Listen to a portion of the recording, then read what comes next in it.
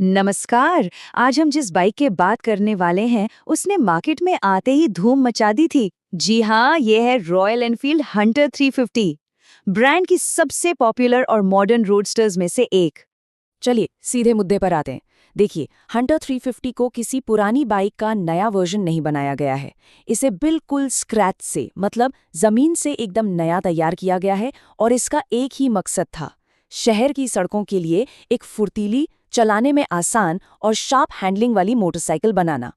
और कहना पड़ेगा, इसने अपना मकसद पूरा भी किया। हंटर 350 ने ना अपनी क्लासिक लुक और आज की ज़रूरतों के बीच एक इतना ज़बरदस्त बैलेंस बनाया है कि ये बहुत ही जल्दी लोगों की पसंदीदा बन गई।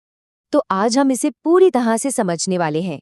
पहले तो जानेंगे कि आखिर ये बाइक बनी किसके लिए है, फिर देखेंगे कि 2025 के मॉडल में क्या नया आया है, इसके अलग-अलग वेरिएंट्स में क्या फ़र्क है, इसकी परफॉर्मेंस कैसी है और आखिर में ये समझने की कोशिश करेंगे कि क्या ये बाइक सच में किसी के लिए एक परफेक्ट राइड हो सकती है। तो सबसे पहला सवाल, ये अर्बन हंटर आखिर है कौन? मतलब रॉयल एनफील्ड ने इसे डिज़ाइन करते वक्त किसे अपने दिमाग में रखा था?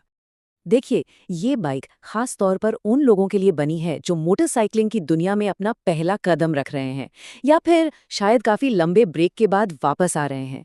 इसकी कम सीट हाइट, इसका हल्का वजन और इसकी आसान हैंडलिंग, ये सब मिलकर इसे रॉयल एनफील्ड परिवार का सबसे दोस्ताना मेंबर बनाते हैं। अब बात करते हैं सबसे ज़रूरी हिस्से की, 2025 मॉडल के अपडेट्स। ये बस छोटे-मोटे बदलाव नहीं हैं, बल्कि ये वो सुधार हैं जो सीधे राइडर्स के फीडबैक को सुनकर किए गए हैं। तो 2025 में बहुत कुछ नया है। नया रियर सस्पेंशन है, जिसका मतलब है कि अब गड्ढों में वो पुराने मॉडल वाली सख्ती महसूस नहीं होगी। स्लिप असिस्ट क्लच, इससे क्लच इतना हल्का हो गया है और गियर शिफ्ट एकदम मक्खन जैसे स्मूथ, जो सिटी ट्रैफिक के लिए एक वरदान है। और हाँ, साथ में एलईडी हेडलाइट, ज्यादा आरामदायक सीट और थोड़ी ज्यादा ग्राउंड क्लियरेंस जैसे फीचर्स इसे एक कंप्लीट पैकेज बनाते हैं। और ये जो नई एलईडी हेडलाइट्स है ना, ये सिर्फ स्टाइल के लिए नहीं है। ये रात में और खराब मौसम में विजिबिलिटी को काफी बेहतर बनाती है, जिससे राइड ज्यादा सेफ हो जाती है। और हाँ, माननी पड़ेगी, ये बाइक को एक प्रीमियम और मॉडर्न लुक तो देती ही है।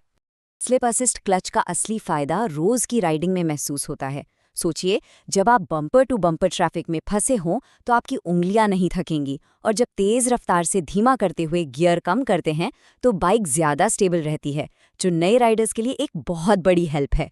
और ये सबसे बड़ा सुधार है। पुराने मॉडल के सस्पेंशन को लेकर जो शिकायतें थी, कंपनी ने उन्हें सुना और इस नए अपडेट से उस कमी को दूर कर दिया है। ये दिखाता है कि रॉयल एनफील्ड अपने कस्टमर्स की बात सुन रही है।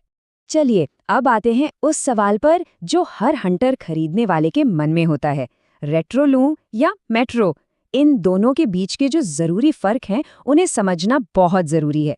ये सिर्फ दो वेरिएंट्स नहीं हैं, बल्कि ये दो अलग-अलग पर्सनालिटी हैं।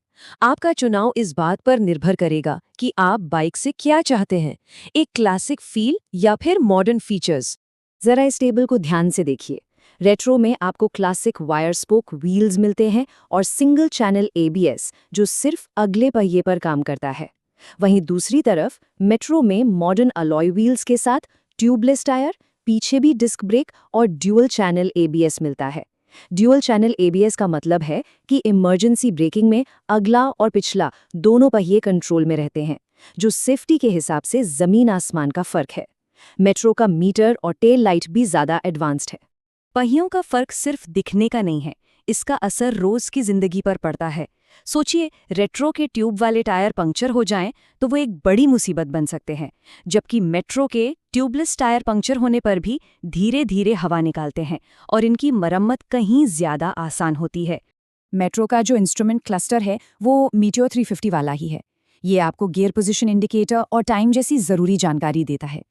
इसमें आप अलग से रॉयल एनफील्ड का ट्रिपर नेविगेशन डिवाइस भी फिट करवा सकते हैं, जो टर्न बाय टर्न नेविगेशन दिखाता है।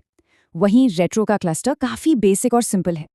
अच्छा, वेरिएंट्स की बात तो हो गई। चलिए अब जरा बाइक के दिल की बात करते हैं, यानी इसके इंजन और परफॉर्मेंस की। इंजन वही भरोसेमंद 349 सीसी जी सीरीज वाला है जो क्लासिक और मीटियो में भी आता है, लेकिन हंटर के लिए इसकी ट्यूनिंग को बदला गया है। इसका मतलब है कि फ्यूल और इग्निशन मैपिंग को एडजस्ट किया गया है, जिससे ये शहर की रफ्तार में ज्यादा रिस्पॉन्सिव और जिंदा दिल महसूस होती है।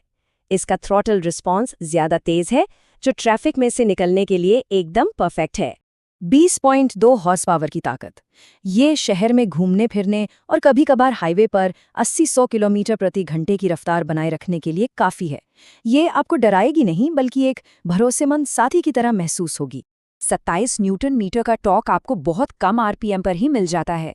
अब आसान भाषा में इसका मतलब ये है कि ट्रैफिक सिग्नल पर या धीमी गति में आपको बार बार गियर बदलने की जरूरत नहीं पड़ेगी। बाइक आराम से आगे बढ़ती रहेगी। इसकी 790 mm की सीट हाइट काफी कम है। इससे होता ये है कि ज्यादातर लोग आसानी से अपने दोनों पैर जमीन पर रख सकते हैं, और ये बात बाइक रोकते या मोड़ते समय एक अलग ही आत्मविश्वास देती है, खासकर नए राइडर्स को। तो हमने इसके डिजाइन, फीचर्स और परफॉर्मेंस सबको समझ लिया है। अब इन सब बातों को एक साथ रखकर देखते हैं कि क्या हंटर 350 आपके लिए बनी है। इसके फायदे एकदम साफ हैं। बेहतरीन स्टाइल, शहर के लिए फुर्तीली हैंडलिंग, एक दमदार और स्मूथ इंजन और एक बहुत ही आकर्षक कीमत। अगर नुकसान की बात करें तो पुराने मॉडलों में सस्पेंशन की शिकायत थी, जिसे 2025 मॉडल में काफ़ी हद तक दूर कर दिया गया है। हाँ, पीछे बैठने वाले के लिए सीट थोड़ी छोटी है और ये लंबी दूरी की टूरिंग के लिए नहीं बनी है। तो अंत में, अगर कोई शहर के लिए एक स्टाइलिश, मज़ेदार और चलाने में आसान बाइक ढूंढ रहा है, तो हंटर 350 एक ज़बरदस्त चॉइस है। अब सवाल ये नहीं है कि हंटर लेनी है या नहीं, सवाल तो ये है कि आपका स्टाइल किस रंग से मैच करता है।